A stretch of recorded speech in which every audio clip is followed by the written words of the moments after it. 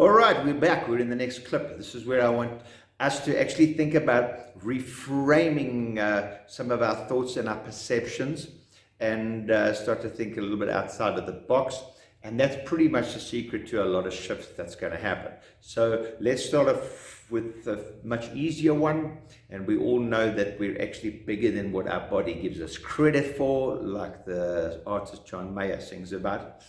And I want us to think that you are more than just your thoughts, emotions, and your feelings. Although we do identify ourselves with them, and we make it our identity, I want us to think that actually it isn't.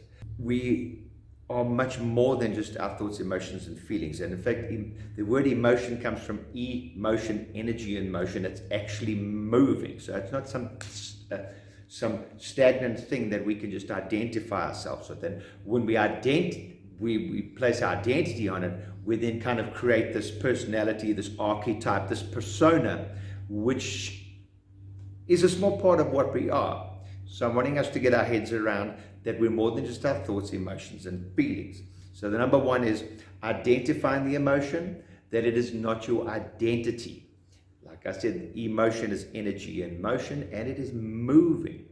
I'd like us to think that emotion is the language of the soul, and it's important, and if you're not spiritual, then it doesn't have to be the language of the soul. It could be language of your body, because that's where we're feeling it. And that's where basically if we're in a state of dis-ease and we're not in tune, our body gives us that feedback mechanism. A lot of our emotions and that are triggered by hormones and by the chemistry in our body, which is released. So we can say it's the language of the soul or the language of the body, whatever works for you.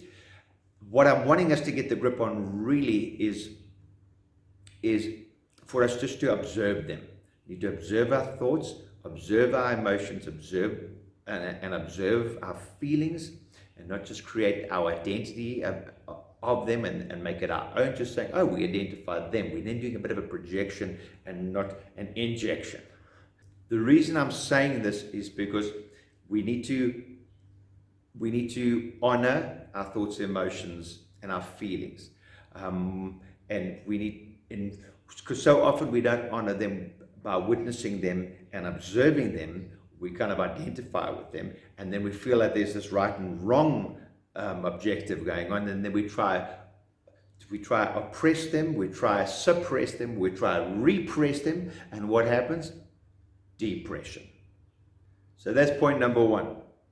Honor the feelings, know that there's something in motion. We can identify them, we don't identify with them, and we just observe them, let them in, let them out. Never oppress, suppress, or repress, or we'll get depressed. Point number two, that when we start observing them, we start realizing that when we focus on that specific emotion, that causes us to experience the related feelings that come up with it. So what happens is when we become the observer and we start looking at it a bit more objectively, we then start to realize, hang on a second, is our focus deliberate? Or is it just something that's been practiced over time? Is our focus now on purpose, or is it by default? Is it being practiced with permanence, and is it just coming up automatically? So we then realize then that quite often things are just coming. When we first start to drive a car, we actually have to literally consciously push in the clutch. Okay, pushing in the clutch. Okay, depress the accelerator a little bit. Okay, stick her into first gear. Okay, she's in first gear. All right, now focusing all together, a little bit of petrol. Slowly release the clutch till the engine starts moving. Stable, stable, stable. Okay, we've gained momentum. Release the clutch slowly, and then you can apply more accelerator. Now, that's quite a process to think about. After a while, you just get in the car and you become so practiced. Your body practiced it to permanence. Your body knows exactly what's going on. And you can have a conversation with someone while you're doing that all the time. So that's pretty much same goes with the emotions, thoughts, and feelings that we've practiced to permanence. So we need to look at, are we doing it deliberately? Are we doing them on purpose? or they're just practiced and by default. Because now what happens is if we can now shift and practice something deliberately and focus on a different emotion, we'll get the different feelings that come up from it, and even the body chemistry will adjust to that as well.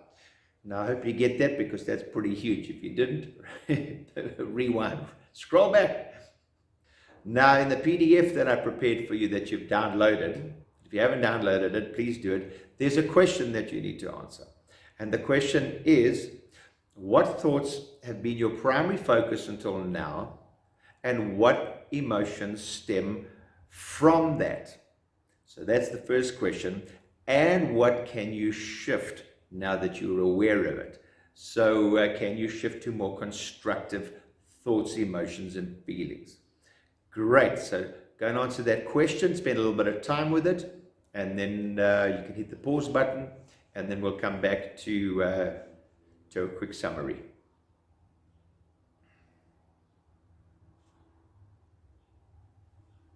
Okay, so the summary is: honor those feelings and emotions. Never oppress, suppress, repress them, because you'll get depression. Rather, take a big step back and observe from a much wider perspective. Remember that emotions are the language of the soul or of the body. And remember that what is coming up is feedback for you to observe and to see a deeper truth. Your emotions are both your ally and your enemy. It can be like money. It can be pretty much a lousy master, but a very faithful servant. So think about that. A lousy master, if you're allowing it to master you. However, if you can get a grip onto that, it becomes a very faithful servant. So it's about shifting the focus to get into the playground of it being your ally and not your enemy. The Big Cigar.